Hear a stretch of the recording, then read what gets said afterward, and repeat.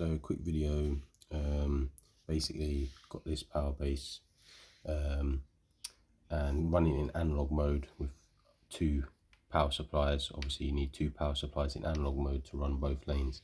Anyway, so the problem was you pull the trigger, one car goes one way, one car goes the other way, so they're going opposite directions. So then you go on the menu here, change it on the screen, then when you change it, they'll change the other way, but they'll still go in opposite directions.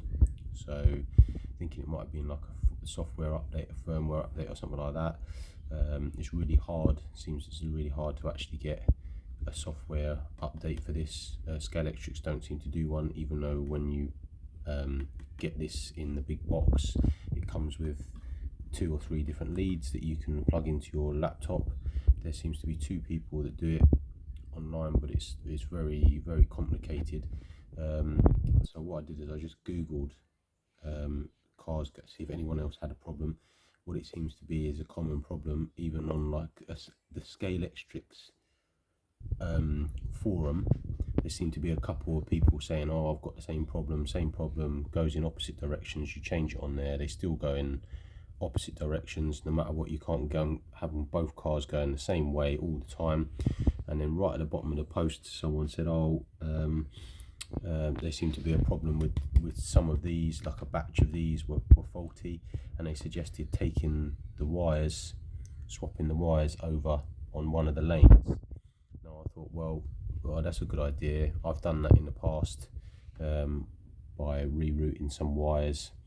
I've got this Arc 1 power base that I can use with the app, but I've disconnected the wires to the track but still have the wires to the Bluetooth module, so I can use all the race features of this but use any power base that I want, and it doesn't interfere with that at all. So anyway, back to this. Got the multimeter on the back of the track in there with it plugged in, and one thing, I'm getting 6 volts. If I use one of these, regardless of whether I've got 1 or 2, obviously with the 1 there's a power dip, you can tell, but obviously that's why I always run this on 2.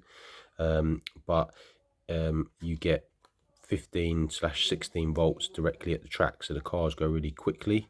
And this is obviously analog, and even with this in, I haven't tried it yet in digital, but you try it in analog mode and basically you only get 6 volts at the track, so the cars are nowhere near as quick as they are with the old school analog base.